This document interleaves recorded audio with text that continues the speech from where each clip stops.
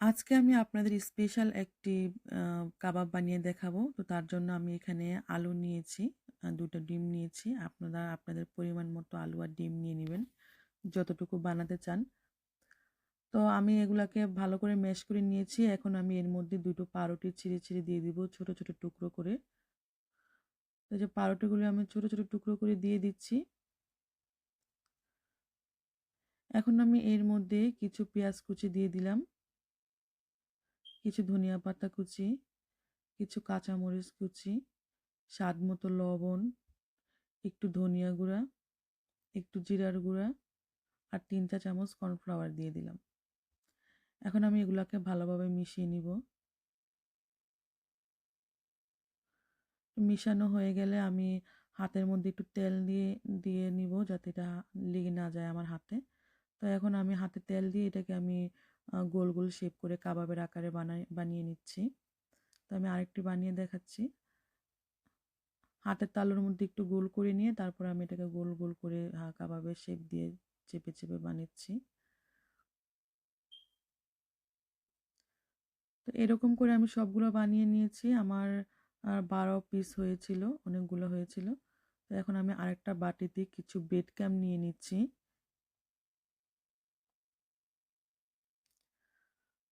২ টা ডিম ভেঙে নিচ্ছি।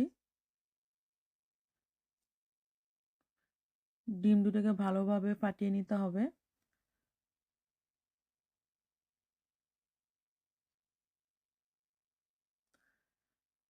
ডিম দুটো ফাটানো হয়ে গেলে এখন আমি এই ডিমের মধ্যে চুবিয়ে নিব কাবাবগুলি। তারপর আমি এটাকে ব্রেড ক্রাম্বের মধ্যে দিয়ে দিচ্ছি। ব্রেড ক্রাম্বের মধ্যে দিয়ে ভালো করে এটাকে কোট করে নিতে হবে।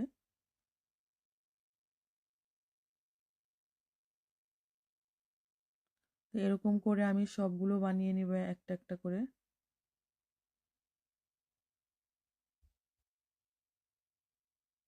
আমার কোট করা কিন্তু হয়ে গেছে। তো আমি আরো একটি দেখাচ্ছি আপনাদের।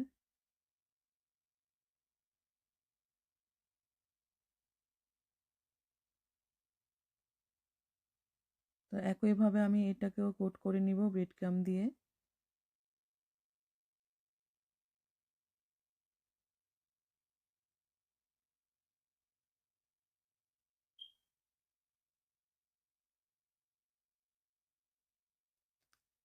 তো এরকম করে দেখুন আমি সবগুলো করে নিয়েছি। দেখতে কত সুন্দর লাগছে। এখন এগুলাকে আমি তেলের মধ্যে ভাজবো। আমি একটা ফ্রাই প্যানে তেল দিয়ে দিলাম। তেলটা গরম হয়ে আসলে আমি এগুলাকে এক, এক করে ছেড়ে দিব তেলের মধ্যে। তো প্রথমে আমি ৫ টা দিয়েছি। ওপর থেকে আমি একটু তেল ছিটিয়ে দিচ্ছি যেন ওপরে ৫ টা তাড়াতাড়ি হয়ে যায়।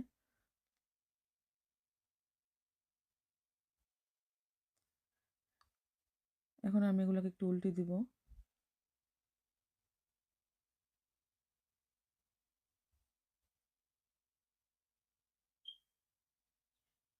এপাশ ওপাশ হয়ে গেলে একটু লাল ব্রাউন কালার হয়ে গেলে আমি এগুলাকে নামিয়ে নিব।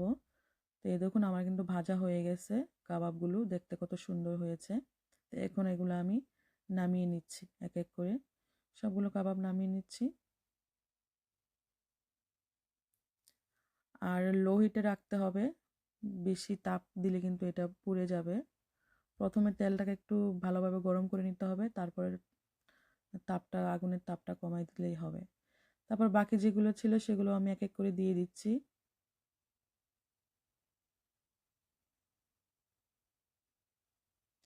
তো এগুলো আমি একইভাবে সবগুলো ভেজে নিব। উল্টিয়ে দিচ্ছি একটু। ব্রেড ক্রাম্বটা ওপরে যে ব্রেড ক্রাম্বটা আছে ওটা তাড়াতাড়ি পুড়ে যাওয়ার সম্ভাবনা থাকে, তাই আগুনটা কমিয়ে রাখতে হবে। তো এগুলো আমার হয়ে গেছে, আমি নামিয়ে নিচ্ছি। এই তো ভাজার পর এরকম হয়েছে দেখতে, অনেক সুন্দর আর খেতেও কিন্তু অনেক মজা হয়েছিল। ওপরটা অনেক ক্রিস্পি হয়েছিল আর ভিতরটা অনেক সফট। তো এই যে দেখতেই পাচ্ছেন আমার কাবাব হয়ে গেল।